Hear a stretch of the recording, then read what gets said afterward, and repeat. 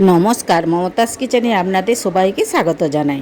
আজকে আমি খুবই সুস্বাদু এবং পুষ্টিকর একটা রেসিপি বানাবো। তার জন্য পুরো ভিডিওটি দেখার অনুরোধ রইল। এখানে আমি 5টা কই মাছ নিয়েছি, আগেই বেছে ধুয়ে রেখে দিয়েছিলাম। এখন আমি লবণ আর হলুদ মাখিয়ে নেব।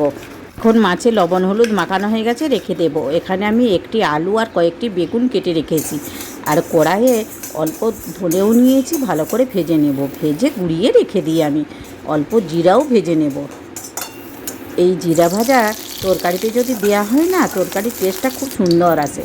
এখন কড়াইয়ে তেলও দিয়ে দিয়েছি, তেল গরম হয়ে এসছে, কই মাছ দিয়ে দেবো। কই মাছগুলি খুব ভালো করে ভেজে নেব।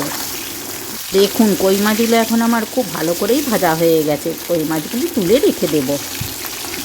ওই তেলেই আলু কেটে রেখেছিলাম, ওই আলুগুলি লাল করে ভেজে নেব। দেখুন, লাল করে আলু ভাজাও হয়ে গেছে। আলুগুলোও তুলে নেব। এরপরে আমি বেগুনটি ভেজে নেব।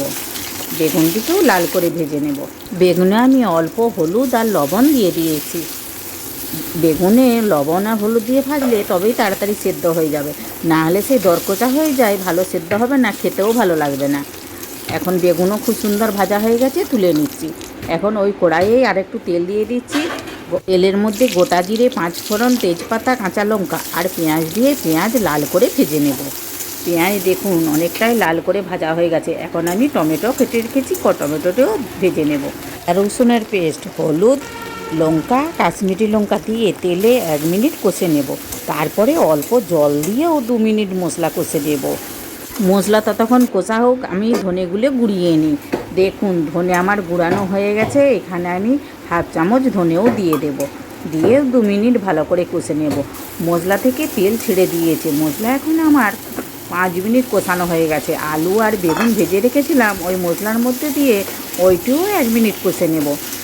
মশলা যতটাই কষা হবে, তরকারির স্বাদ কিন্তু ততটাই ভালো লাগবে। আর স্বাদ মতো লবণও দিয়ে দেব। দেখুন, মশলা কত সুন্দর কষাও হয়ে গেছে, জলও দিয়ে দিয়েছি। ঝোলটা দেখতে যতটা লোভনীয় হয়েছে, খেতে কিন্তু দারুণই লাগে। কই মাছের ঝোল পেলে তো আর কিছু দরকারই নেই। দেখুন, আলু বেগুন সব সেদ্ধ হয়ে গেছে, কই মাছ দিয়ে দেব। কই মাছ দিয়ে ফুটিয়ে দিলেই কিন্তু রান্না রেডি। এইভাবে একবার হলেও বাড়িতে আপনারা রান্না করবেন। আর যদি রান্না করেন, আমাকে কমেন্ট করে জানাবেন কিন্তু কেমন হয়েছে আপনাদের রান্নাটা। আশা করছি খুবই ভালো লাগবে। দেখুন, এখন আমার রান্না হয়ে গেছে, একটি অন্য পাত্রে ঢেলে দিচ্ছি। ঝোলটা দেখছেন এত সুন্দর হয়েছে। এরপর এই গরম গরম ঝোলের মধ্যেই জিরে ভেজে গুঁড়িয়ে রেখেছিলাম, ওই ঝোলের মধ্যে ছড়িয়ে দেব।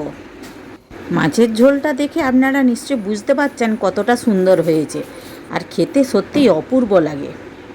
আর আজকের রেসিপিটি আপনাদের যদি ভালো লাগে, একটা লাইক করার অনুরোধ রইল। প্লিজ সাবস্ক্রাইব করবেন, আর অনেক অনেক শেয়ারও করবেন।